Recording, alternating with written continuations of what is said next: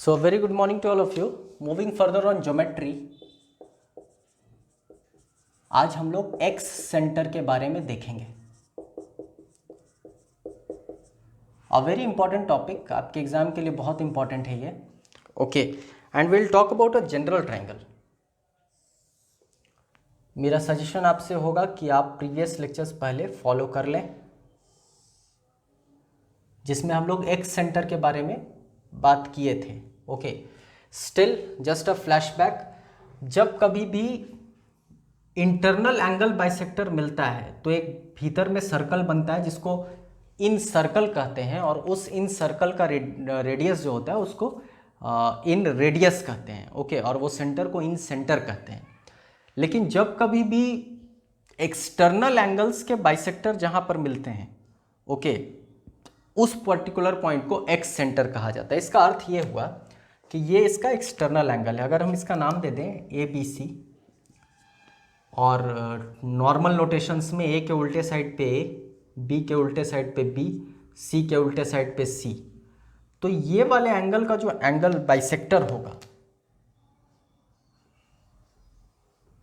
मतलब ये इसका एंगल बाइसेक्टर जो होगा, मतलब ये, और इसका जो इंटरनल बाइसेक्टर होगा, वो तीनों किसी भी त्रिभुज में, किसी भी ट्रायंगल में एक पर्टिकुलर पॉइंट से गुजरता है, और उस पर्टिकुलर पॉइंट को हम लोग एक्स सेंटर कहते हैं. अब एक्स सेंटर क्यों कहते हैं? क्योंकि यहां से अगर आप परपेंडिकुलर खींचो,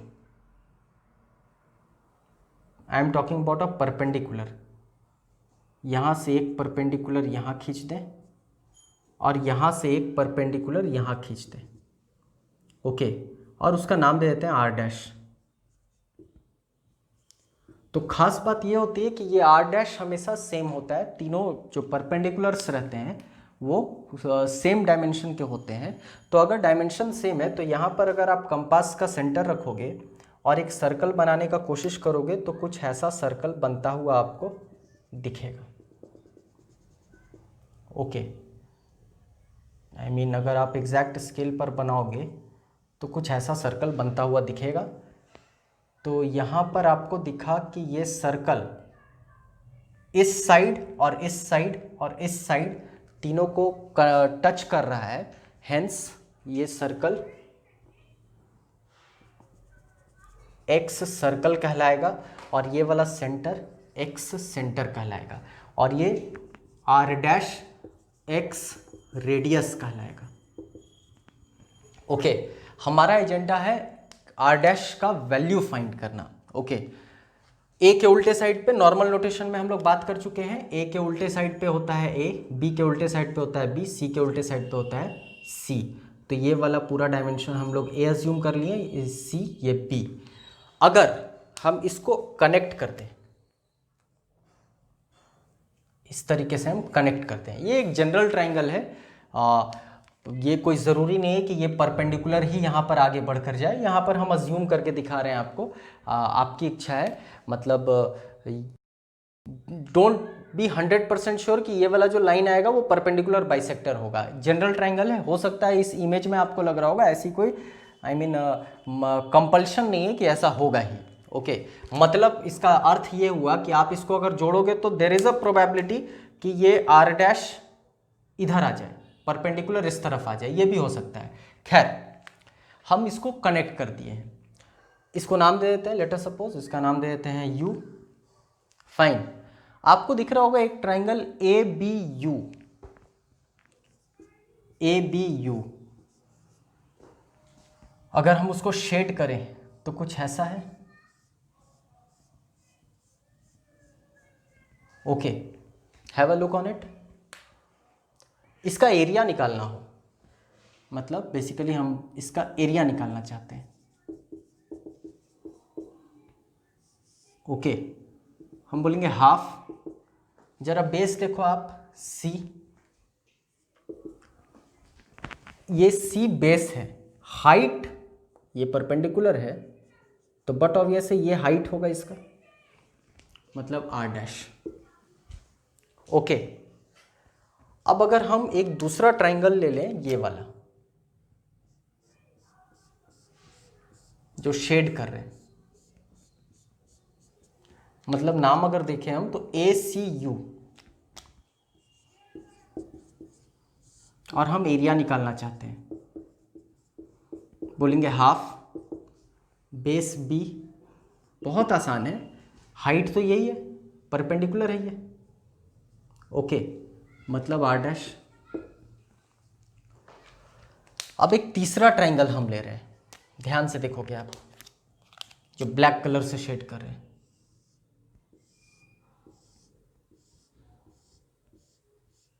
मतलब नाम दे दें तो BCU, इसका एरिया निकाल रहे हैं, BCU। बोलोगे हाफ, बेस A है, इसका परपेंडिकुलर अभी हम बताया आपको R' होगा। अब ये तीनों ट्रायंगल से खास चीज क्या निकल कर आ रहा है, तो आपको दिख रहा है कि this plus this minus this will give you area of triangle ABC। मतलब हम ये लिख सकते हैं area triangle ABC, that's all, आपका काम बन चुका है, is equal to area ABU plus area ACU minus area BCU। क्या आप ऐसा लिख सकते हैं?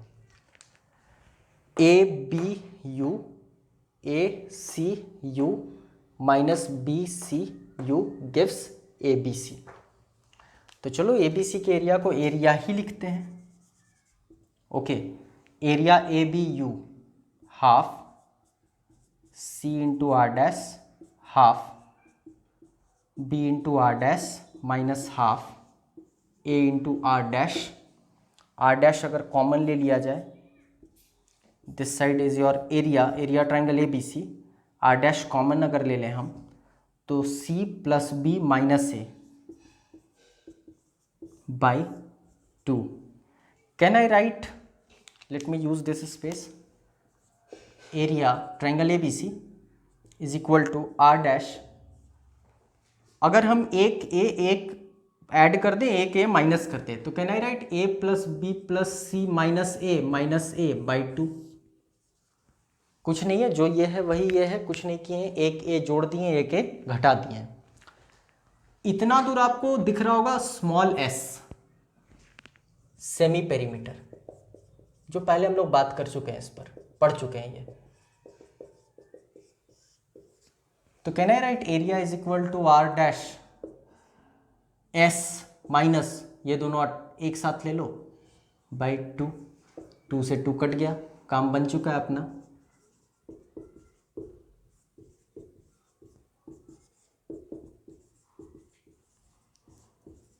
अब खास बात कि एक्स सेंटर किसी ट्रायंगल में 3 होता है, कैसे? तो ये तो हम ये वाला साइड्स को एक्सटेंड किए, देयर वाज अ प्रोबेबिलिटी कि आप ये वाले साइड को एक्सटेंड करते तो एक सर्कल यहाँ बनता, देयर वाज अ प्रोबेबिलिटी आप ये वाला साइड को एक्सटेंड करते तो एक सर्कल यहाँ पर बनता, ओके। तो एक एक्स रेडियस इधर आता, एक एक्स रेडियस इधर आता, एक एक्स रेडियस ये इधर आता। डिपेंडिंग अपॉन कि आप किस बेस पर बना रहे हो, किस साइड पर बना रहे हो, आपका नोटेशंस दिख रहा होगा। खास बात यही है कि R' 3 होगा, तो अगर हम लोग R' देखें ऑन दी साइड A, तो हमारा आंसर होगा area of triangle bye semi perimeter minus small a। तो अगर हम दूसरे R' के बारे में बात करते, दूसरे एक्स सेंटर के बारे में जो B पर होता, तो ये S माइनस B होता, और तीसरे पे बात करते तो area bye S minus C होता। Just have a look on it. हम लोग इसके बाद इसके एप्लीकेशन को देखेंगे, अ वेरी इंपॉर्टेंट एप्लीकेशन जिस पर लगातार एग्जाम में क्वेश्चन पूछा गया है। Have a look on it, बहुत आसान है।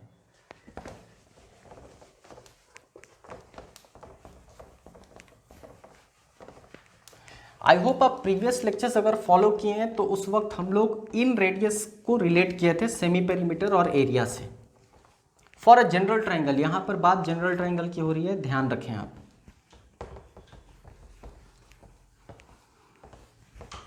और एक बहुत इंटरेस्टिंग रिलेशन निकल कर आया था, area is equal to RS where R was your in radius. मेरा सजेशन होगा वो इन रेडियस का लेक्चर्स आप पहले फॉलो कर लें। तो इन जनरल ट्रायंगल हम लोग बात कर चुके हैं पहले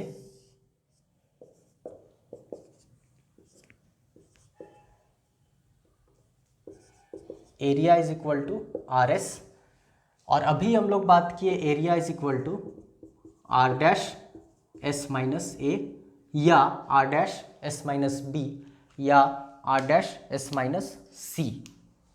ओके, खैर अगर हम इसको ट्रांसफॉर्म कर दें इक्विलैटरल ट्रायंगल पर, यहां से एक बहुत अच्छा सवाल बनता है और कहें कि there is one equilateral triangle with side a. Okay, अब तीनों साइड बराबर है तो तीनों का जो एक्स रेडियस होगा, आई होप आप समझ पा रहे हैं, that is dependent upon this side. तो तीन जो एक्स सर्कल बनेंगे, तीनों का एक्स रेडियस जो होगा वो सेम हो जाएगा, क्योंकि तीनों केस में एस माइनस ए ही है इक्विलैटरल ट्रायंगल में, साइड्स बराबर है, मतलब वो बी और सी भी ए के बराबर होगा। आई होप इतना आप समझ पा रहे हैं, क्योंकि तीनों साइड्स बराबर है। अब अगर इसका हम इन रेडियस निकालें, then R is equal to A by S. I hope समझ आ रहा है आपको। अगर हम इसका एक्स रेडियस निकालें,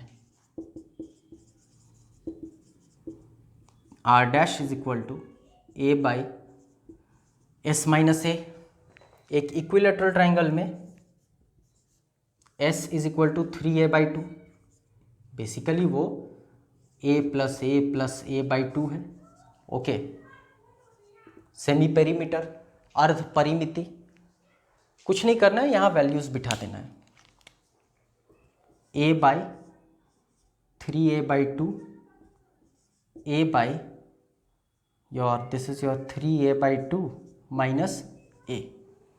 ओके, और अगर हम दोनों का रेशियो ले लें, r by R dash, a by 3a/2, a by 3a minus 2a/2 मतलब a/2, सेम लोकेशन कैंसिल होता है। ओके, ये ऊपर गया, a से a कट जाएगा, मतलब 1/3, सॉरी फाइन 1/3। ओके, अब ये इसका मतलब क्या हुआ? इसका मतलब हुआ कि r dash is equal to 3 times r। This is very important question. r dash is equal to 3 times r। अगर आप इक्विलैटरल ट्रायंगल इन रेडियस और एक्स रेडियस वाला क्लास पहले किए होंगे तो आपको दिखा होगा, इन रेडियस अगर r है, ओके, तो सरकम रेडियस 2r, और यहां से आपको दिखा एक्स रेडियस 3r। हम लोग बात इक्विलैटरल ट्रायंगल की कर रहे हैं। आई होप आपको समझ आ रहा होगा कि इस तरह के सवाल एग्जाम में आ ही सकते हैं, क्योंकि रिलेशन है, इतना खूबसूरत रिलेशन है। मतलब आपको दिखा इन रेडियस, सरकम रेडियस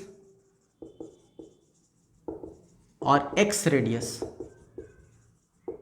का ratio 1:2:3। Specifically this is for equilateral triangle, ध्यान रहे।